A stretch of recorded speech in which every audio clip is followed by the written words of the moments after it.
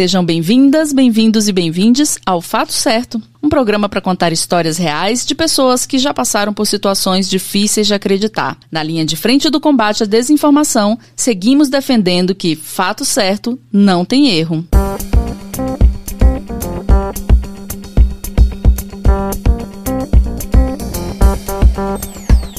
Eu sou a Ana Paula. E eu sou a Ana Nery. E esse é o 8º episódio do podcast Fato Certo. Hoje abordaremos um tema bastante sensível e que deve ser levado a sério: a transfobia no ambiente escolar. A gente vai conhecer alguns casos reais e vai debater também como agir em situações como essas, para proteger crianças e adolescentes trans e travestis. Este episódio contém descrição de violências e pode ser sensível para algumas pessoas. Quando a gente fala a palavra escola, geralmente aparecem algumas imagens na nossa cabeça, e a maioria delas é bastante positiva, assim, ligadas à educação, ao aprendizado, ao trabalho em equipe. É na escola que a gente inicia esse processo de socialização, seja na sala de aula, né, com as aulas, aquele convívio, ou na hora do intervalo, do famoso recreio, da gente interagindo com os colegas e as colegas. Mas, infelizmente, o ambiente escolar ele pode trazer algumas violências que são reflexo da sociedade que a gente vive. E uma delas, infelizmente, é a transfobia. Para quem não sabe, transfobia é todo ato de discriminação e preconceito contra as pessoas trans e travestis. E ela pode acontecer de diversas formas, desde agressões físicas até violências verbais, psicológicas e outras violências como a falta de respeito com o gênero da pessoa. Isso mesmo, Ana. A transfobia é um preconceito sistemático provocado pela rejeição às pessoas transgêneros, ou seja, aquelas que não se identificam com o gênero designado pela sociedade no seu nascimento. Ela pode se manifestar de diversas formas e pode resultar em violências físicas e até em assassinatos de pessoas trans. Ela também pode acontecer quando o nome social da pessoa não é respeitado, quando erram propositalmente os pronomes da pessoa, quando lhe é negado o direito de ir ao banheiro de sua preferência. São atitudes graves e que podem parecer bem sutis, mas que machucam bastante as pessoas. Um caso bem recente de transfobia em ambiente escolar aconteceu em fevereiro deste ano em uma escola da rede pública estadual de Pernambuco, onde 2 alunas foram hostilizadas por adolescentes que estudavam no local. As imagens das agressões foram registradas por celulares e mostram as duas recebendo diversos xingamentos ao tentarem entrar na fila feminina da merenda. Uma simples atitude que não deveria gerar nenhuma violência, já que elas só queriam se alimentar. A reportagem ainda diz que, segundo o depoimento das vítimas, não são apenas os colegas que cometem essas violências. Alguns professores se recusam a chamá-las pelo nome social, mesmo com a implantação da Lei Estadual número 17.268 de 2021, que assegura o direito à identificação do nome social em órgãos e entidades da administração pública direta e indireta, assim incluindo as escolas estaduais, por exemplo, e instituições privadas de educação, saúde, cultura, lazer e por aí vai. Ana, infelizmente, esse não é um caso isolado. Muitas crianças e adolescentes trans passam pela negação do seu nome social e são impedidas, inclusive, de usar o banheiro em que se sentem mais confortáveis. Segundo dados de um levantamento realizado pela Unesco e pela UNAIDS, 77,5% de crianças e adolescentes transgêneros entre 5 e 17 anos já foram vítimas de bullying no ambiente escolar. O estudo apontou ainda que 65% dos acusados de bullying eram profissionais das instituições de ensino. Desse número, 56% eram professores. Eu não sei você, mas eu fiquei chocada com essa informação. Nossa, Ana Paula, assim, é demais. É uma informação muito forte e preocupante, já que esses profissionais deveriam ser os primeiros a proteger e assegurar os direitos das crianças e adolescentes trans. E essa falta de acolhimento tem por consequência a evasão escolar de pessoas trans. Isso gera uma série de consequências para a vida dessas pessoas. Uma dessas consequências é a falta de qualificação no mercado de trabalho, que acaba gerando uma exclusão social. E eu lembro que a gente falou disso no episódio passado, quando a gente falava da plataforma Transemprego, onde a gente apresentou alguns dados sobre isso, né? E o que isso reflete? Então, a gente está vendo aqui, por exemplo, onde começa, né? Onde que começam essas questões que a gente viu no episódio passado. Então, se você estiver nos ouvindo, é importante que vocês ouçam também o episódio passado, que a gente vai falar um pouco sobre isso também. Exatamente, Ana. E eu vou relembrar uma coisa que você falou no comecinho deste episódio. Todas essas atitudes que acontecem na escola, né, são apenas um fragmento de tudo o que acontece na sociedade. Segundo um dossiê feito em 2021 pela Associação Nacional de Travestis e Transsexuais, a ANTRA, entre 2017 e 2021, aconteceram 781 assassinatos de pessoas trans brasileiras. No mesmo primeiro trimestre de 2021, a organização identificou uma vítima de 13 anos de idade, a mais nova desde que começaram os monitoramentos da ANTRA em 2017. O nome dela era Karen Havashi e seu caso repercutiu nacionalmente. Ela foi assassinada a pauladas, chutes e socos em Camocim, região norte do Ceará. A Karen estudava em uma escola municipal. É inconcebível que esse tipo de situação ainda aconteça. Dentro ou fora da escola, é preciso que a vida e a dignidade de pessoas trans e travestis sejam mantidas e respeitadas. E quando a gente fala de violência, muitas vezes as pessoas só levam em consideração as agressões físicas. Entretanto, a gente pode citar também as violências emocionais, verbais e o cyberbullying. É muito triste a gente ouvir esse tipo de história ainda hoje. É mesmo, e isso me faz lembrar do potencial que a internet tem de impactar a saúde mental das pessoas.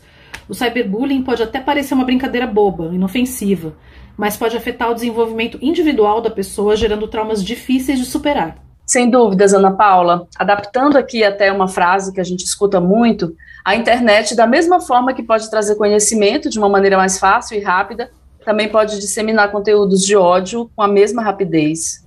E para isso a gente tem que ficar atento às informações que a gente recebe.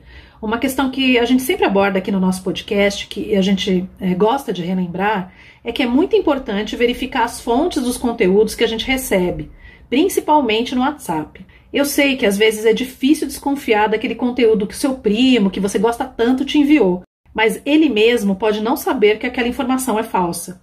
Então, gente, isso que a Ana Paula falou é muito importante. Sempre verificar se a informação vem de um site confiável, um portal de notícias, um jornal, porque a fake news que você recebe hoje vai gerando um preconceito sobre um tema que você não tem domínio. E tudo acaba virando uma avalanche de conteúdos duvidosos e falsos, e aí não se tem mais controle de nada. E Ana, eu lembrei agora de um conteúdo falso bastante disseminado e que tem tudo a ver com o tema do nosso podcast. Em 2018, surgiram várias fake news sobre um conceito que chamaram de ideologia de gênero. A gente já falou desse assunto na cartilha que está disponível no site da campanha fatocertonãotemerro.com.br e também nos conteúdos das redes sociais da Plan. Mas vamos falar aqui rapidamente sobre essa expressão que apareceu pela primeira vez em 1998 em uma nota emitida pela Conferência Episcopal do Peru, intitulada Ideologia de Gênero, Seus Perigos e Alcances.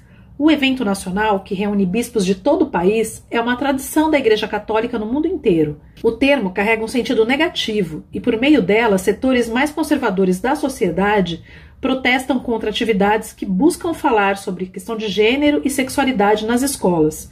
A maioria dessas pessoas acredita que essas questões devem ser tratadas apenas dentro de casa, na família. Mas muitas vezes os próprios pais não têm acesso a essas temáticas ou então elas as tratam como um tabu. É muito importante que os pais e responsáveis, mães, cuidadores, cuidadoras, estejam presentes no desenvolvimento e aprendizagem de seus filhos e filhas. Disso a gente não tem dúvida, Mas as escolas devem também ser lugares para que os estudantes e as estudantes possam ter acesso aos mais diversos conteúdos, inclusive a educação sexual e identidade de gênero. Conhecendo mais sobre a diversidade, multiplicidade de pessoas, os preconceitos vão diminuindo e até acabando. Acho que a gente precisa falar muito mais e reforçar isso cada vez mais. Com certeza. E aqui eu vou complementar a nossa conversa explicando um pouquinho um conceito que você acabou de falar, Ana. A identidade de gênero diz respeito ao gênero com o qual uma pessoa se identifica. É independente das características biológicas, está relacionada à identificação de uma pessoa com os gêneros masculino ou feminino, ou nenhum dos dois, como é o caso das pessoas não binárias. Algumas pessoas se identificam com um gênero diferente do que é imposto a elas ao nascer. Essas são as pessoas trans, travestis e não binárias. Já as pessoas cis são aquelas que se identificam com o gênero a que foram designadas ao nascer. Para entender melhor sobre esses conceitos, a gente vai disponibilizar para vocês os links na legenda do nosso episódio. Ana Paula, e eu quero lembrar aqui que a informação verdadeira ela é essencial para acabar com situações de preconceito em vários ambientes, inclusive na escola.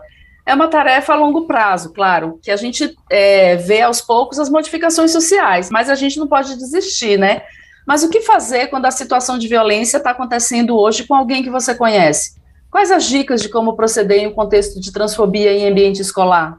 Então, para explicar para a gente como prevenir e o que fazer em casos de violência contra pessoas trans e travestis na escola, a gente convidou o Cláudio Neto, que é diretor da Escola Espaço de Bitita Infante Dom Henrique e pesquisador no Grupo de Estudo de Gênero, Educação e Cultura Sexual da Faculdade de Educação da Universidade de São Paulo, a USP. Cláudio, você poderia nos falar como proceder em situações como essa? O que você falaria para uma garota trans que está passando por um tipo de violência como essa que a gente citou hoje? Bem, a escola é o lugar da diversidade e para prevenir formas de preconceito ou discriminação, principalmente aqueles do campo identitário, como a transfobia, é importante compreender que não basta a escola ser democrática, ela deve promover a democracia.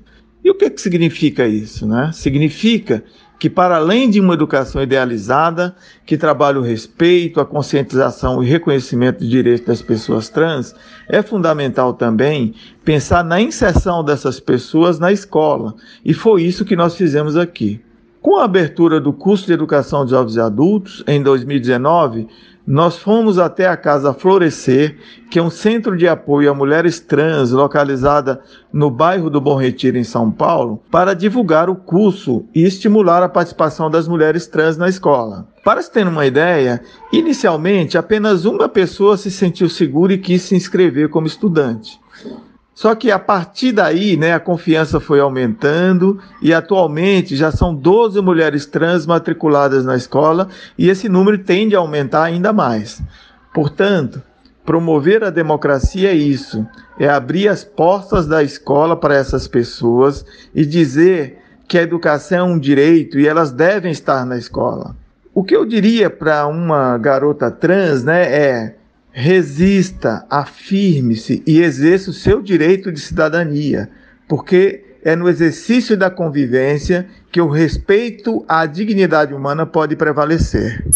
Cláudio, nossa, muito obrigada pela participação e por essa mensagem tão importante. As histórias citadas no episódio de hoje estão disponíveis nos links na descrição desse podcast. Lá também você encontra o dossiê completo realizado pela ANTRA em 2021, além de materiais que explicam direitinho sobre o tema ideologia de gênero e identidade de gênero. Quero ver todo mundo acessando, porque é muito importante para a gente combater as fake news sobre o tema. Infelizmente, histórias como essas acontecem bastante em nosso país. Você já passou por algo parecido ou conhece alguém que passou? Manda sua história para a gente, fatocerto@plan.org.br, e nos ajude a alertar mais pessoas sobre os casos como esses. As identidades são preservadas e a sua privacidade também estará garantida.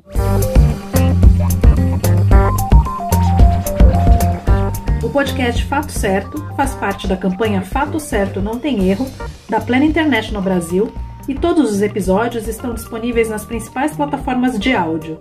Acesse o site fatocertonãotemerro.com.br e saiba como combater a desinformação sobre gênero nas escolas. Este podcast é uma produção da Plan International Brasil e da Angola Comunicação.